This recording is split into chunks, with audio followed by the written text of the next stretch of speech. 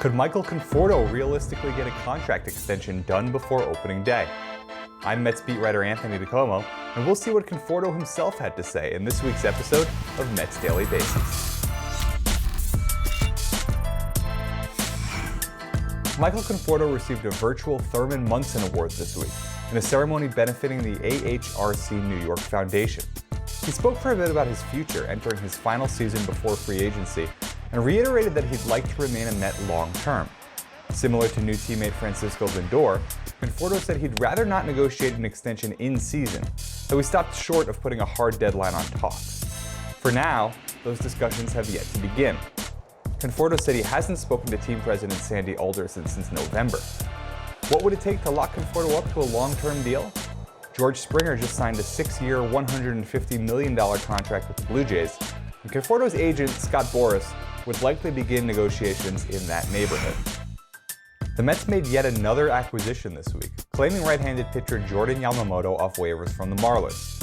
Yamamoto gives the Mets additional rotation depth beyond their starting five. He struggled last season in Miami, posting an 18.26 ERA in 4 outings, though much of the damage came in a single game against the Braves.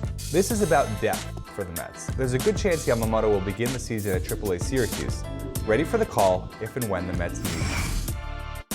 That's not to say the Mets are done shopping for rotation pieces. They're still in the mix for Trevor Bauer, and will likely remain so until Bauer either signs with them or signs elsewhere.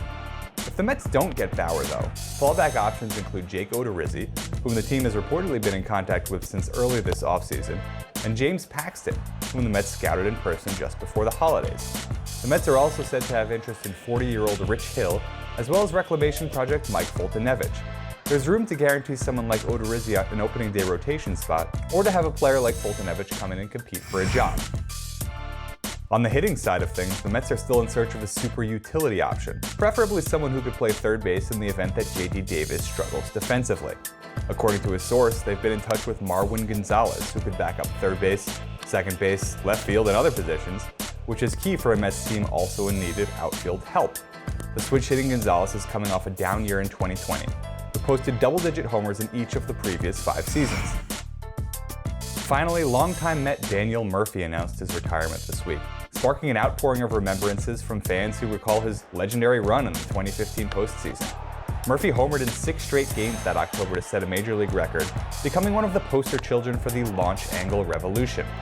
He is widely considered the second-best second baseman in Mets franchise history, behind only Edgardo Alfonso. And that does it for this week. I'm Anthony DiComo, and this has been the latest edition of Mets Daily Bases.